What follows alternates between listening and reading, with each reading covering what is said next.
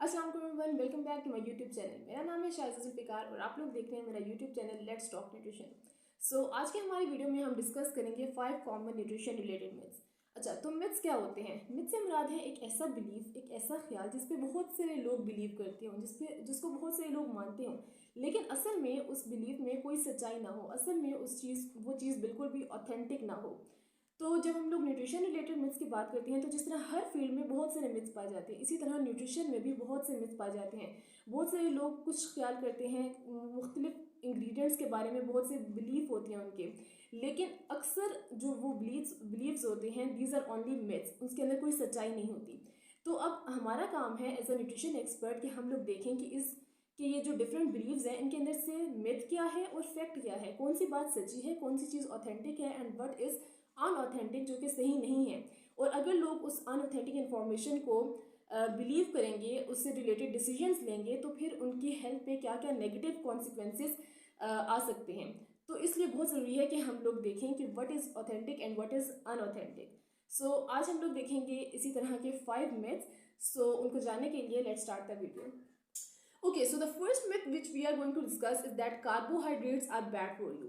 जिस तरह कि हम लोगों ने अपनी सेकंड वीडियो में भी डिस्कस किया था कि ये 6 मेन न्यूट्रिएंट्स हैं और उसके अंदर जो कार्बोहाइड्रेट्स है that is also one of the essential nutrient. तो अब जो कार्बोहाइड्रेट्स हैं वो अगर एक एसेंशियल न्यूट्रिएंट है तो इट डेफिनेटली मीन्स कि it is needed by our body, वरना वो एसेंशियल ना होता। अब carbohydrates is needed by our body because उसकी हमारी बॉडी में डिफरेंट फंक्शंस है जो कि कोई और न्यूट्रिएंट उस तरह से परफॉर्म नहीं कर सकता जिस तरह से कार्बोहाइड्रेट्स परफॉर्म कर सकते हैं। अब जब लोग ये समझते हैं कि जब लोग इस मिथ पर बिलीव करते हैं कि carbohydrates are bad for us, तो वो अपनी डाइट से तमाम कार्बोहाइड्रेट्स को एलिमिनेट कर देते हैं। अब कार्बोहाइड्रेट्स के आगे से 2 टाइप्स हैं। एक है सिंपल कार्बोहाइड्रेट्स जिसके अंदर सिंपल शुगर्स आ जाती हैं, फॉर एग्जांपल टेबल शुगर आ गई, मैदा आ गया, उससे बने वाली चीज़ें आ गई, बेकरी प्रोडक्ट्स आ गई, मीठी जितनी भी चीज़ें हैं वो आ जाती हैं जो जो ज़्यादातर हमें सिंपल कार्बोहाइड्रेट्स प्रोवाइड करती हैं। और इसी तरह कार्बोहाइड्रेट्स की दूसरी टाइप है कॉम्प्लेक्स कार्बोहाइड्रेट्स। इसके अंदर होल ग्रेन्स आ जाते हैं, इसके अंदर पीज आ जाती हैं, बीन्स, लेग्यूम्स, दालें आ जाती हैं और फ्रूट्स एंड वेजिटेबल्स आ जाती हैं।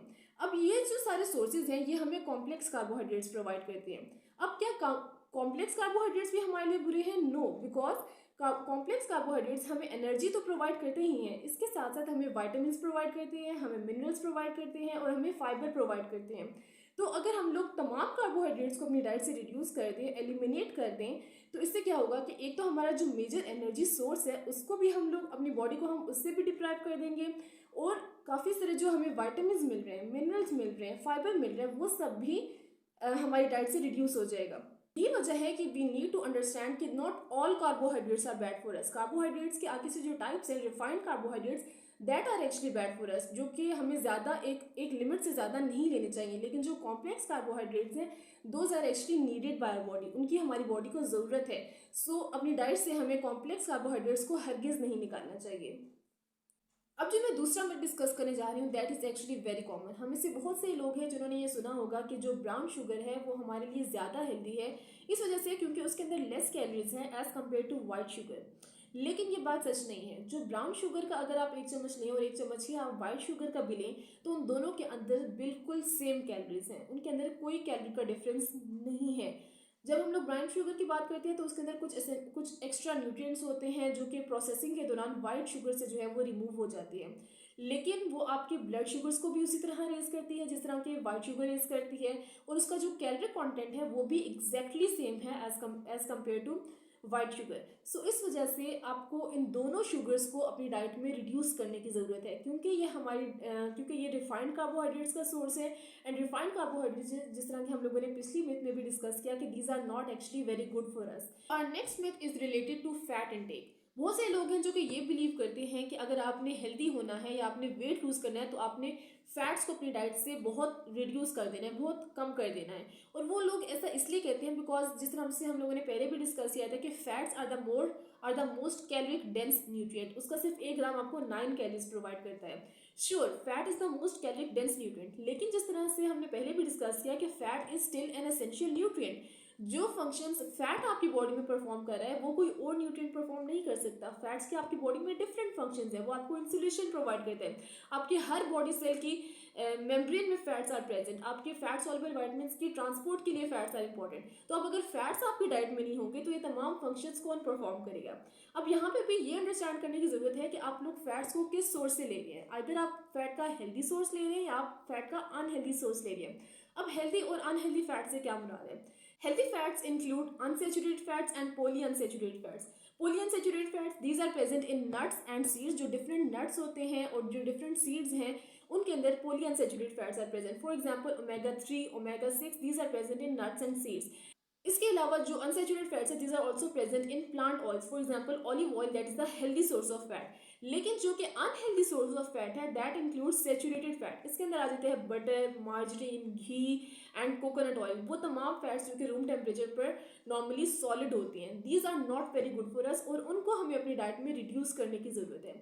और फैट की एक तीसरी टाइप है जो कि है ट्रांस फैट्स। और WHO जो कि वर्ल्ड हेल्थ ऑर्गेनाइजेशन है वो हमें ये रिकमेंड करता है कि ट्रांस फैट की कोई मिनिमम लिमिट नहीं है आपकी डाइट में, यानी कि आपको ट्रांस फैट्स को बिल्कुल कंप्लीटली कट ऑफ करना है अपनी डाइट से।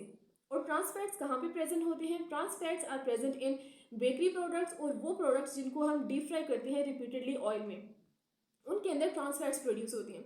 तो अब हमें ये समझने की ज़रूरत है कि not all fats are bad for us. Fats के भी कुछ हेल्दी सोर्सेज हैं और कुछ अनहेल्दी सोर्सेज हैं, और सिर्फ अनहेल्दी सोर्सेज को हमें रिड्यूस करने की ज़रूरत है, जबकि हेल्दी सोर्सेज को हमें लेते रहना चाहिए ताकि हमारी बॉडी में जो फैट्स के डिफरेंट फंक्शन हैं वो कॉम्प्रोमाइज़ ना हो। Our next myth is related to physical activity. बहुत सारे लोग हैं जो कि ये बिलीव करते हैं कि अगर एक शख्स पहले से ही नॉर्मल वेट पर है, हेल्दी वेट पर है, वो पतला है, वो लीन है, तो उसको फिजिकल एक्टिविटी और एक्सरसाइज करने की कोई ज़रूरत नहीं है। लेकिन वो लोग ये भूल जाते हैं कि जो फिजिकल एक्टिविटी है उसका सिर्फ एक फ़ायदा वेट लॉस के लिए नहीं है। फिजिकल एक्टिविटी के और भी बहुत सारे फ़ायदे हैं। फॉर एग्जाम्पल, उससे आपकी ब्रेन हेल्थ इंप्रूव होती है, उससे आपकी स्लीप की क्वालिटी बेहतर होती है, उससे आपकी बोन्स और मसल्स स्ट्रांग होते हैं, उससे आपकी जो ability to do everyday task है वो बहुत बेहतर होती है। तो फिजिकल एक्टिविटी सिर्फ उस बंदे के लिए ज़रूरी नहीं है जो कि ओवरवेट हो, जो कि ओबीज हो, बल्कि उसके लिए भी उतनी ही ज़रूरी है जो कि नॉर्मल वेट पर है, बिकॉज इसके और भी बेशुमार फ़ायदे हैं वेट लॉस के अलावा। सो फिजिकल एक्टिविटी को हम सबको करने की ज़रूरत है फॉर अ हेल्दी लाइफ। और last myth is related to कि अगर आप हेल्दी डाइट पर जाते हैं तो आप अपने फेवरेट फूड्स को नहीं ले सकते। फॉर एग्जाम्पल, अगर आपके फेवरेट फूड में आते हैं junk food, processed food, fast foods, तो यकीनन ये तमाम फूड्स हैं ये आपके लिए अच्छे नहीं हैं, इनको आपको कम से कम लेना चाहिए। लेकिन this can form a part of healthy diet. कैसे, इसके अब दो तरीके हैं। पहला तरीका तो ये है कि वो तमाम खाने जो आप बाहर से लेकर खाते हैं उनको आप घर में ट्राई करें। जब आप घर में ट्राई करेंगे तो आपके पास ज़्यादा कंट्रोल होगा कि आप उसके अंदर क्या चीज़ें ऐड कर रहे हैं और क्या चीज़ें नहीं ऐड करें, क्या अनहेल्दी चीज़ें ऐड नहीं करें।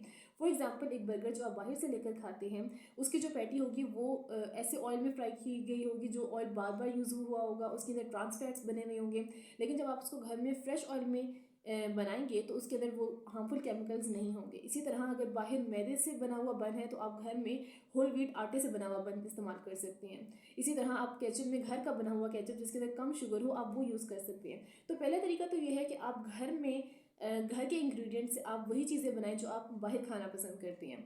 और सेकंड तरीका, अगर आपको बाहर का टेस्ट ही ज़्यादा पसंद है तो वो ये है कि आप अपना पोर्शन साइज़ जो है वो रिड्यूस कर दें। अब पोर्शन साइज का क्या मतलब है कि आप वही चीज़ जो आप बाहर खा रहे हैं, अगर आप नॉर्मली 4 से 8 स्लाइसेस पिज़्ज़ा के खाते हैं एक वीक में, तो आप उसको रिड्यूस करके 1 to 2 स्लाइसेस पर आ जाए। इस तरह अगर आप अपना पोर्शन साइज कंट्रोल करेंगे तो आप काफ़ी हद तक अपनी डाइट को ज़्यादा बैलेंस बना सकते हैं। So these were the 5 myths. उम्मीद करती हूँ आपको आज की वीडियो अच्छी लगी होगी और अब ये तमाम मिथ्स क्लियर हो चुके होंगे। मिलते हैं अगली वीडियो में, तब तक के लिए अल्लाह हाफिज़।